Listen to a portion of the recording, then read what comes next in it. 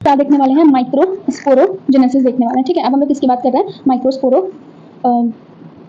Microsporogenesis की बात कर रहे हैं। ठीक, तो जो हमारे पास इधर सेंटर में यानी कि टैपेटम के अंदर जो सेल प्रेजेंट था, ठीक है, टैपेटम के अंदर जो सेल प्रेजेंट था वो हमारे पास बिहेव करेगा as a sporogenous tissue.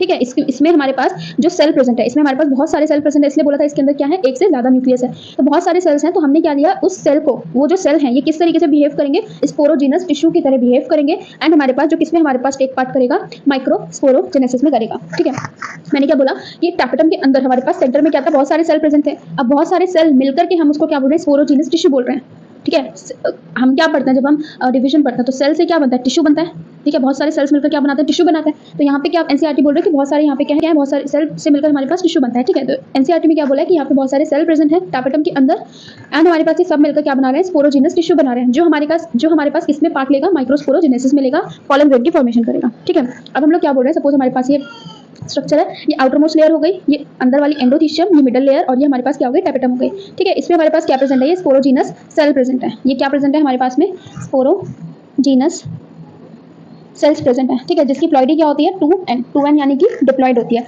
And हमेशा याद रखना कि हमारे पास जो गैमीट्स होते हैं, गैमीट्स यानी कि अब यहाँ से हमारे पास मेल गैमेट और फीमेल गैमेट निकलेगा। ठीक है, मेल गैमेट निकलेगा यहाँ से, तो उसकी जो प्लॉइडी होनी चाहिए वो कितनी होनी चाहिए, n होनी चाहिए, n यानी कि हैप्लॉइड। ठीक है, तब हमारे पास मेल वाला हैप्लॉइड, फीमेल वाला हैप्लॉइड जो है मिलकर के क्या बनाएगा, जाइगोट 2n। ठीक, जो कि बॉडी होती है हमारे पास में। तो स्पोरोजीनस सेल हो जाएगा कितना, 2n डिप्लॉइड। ये क्या है, एक पोटेंशियल पॉलन है। ठीक है, इसको हम क्या बोलते हैं, पोटेंशियल पॉलन बोलते हैं। पोटेंशियल पॉलन इसको हम क्यों बोल रहे हैं, क्योंकि इसमें पोटेंशियल है पॉलन ग्रेन फॉर्मेशन होने की। तो हमने क्या किया, इसके अंदर का ये हमने ये पढ़े हैं सेल्स। ठीक है, तो ये क्या है, स्पोरोजीनस सेल है, एक सेल उठा लिया स्पोरोजीनस टिश्यू का, एक सेल उठाया स्पोरोजीनस सेल, जिसकी प्लॉइडी क्या है, 2n।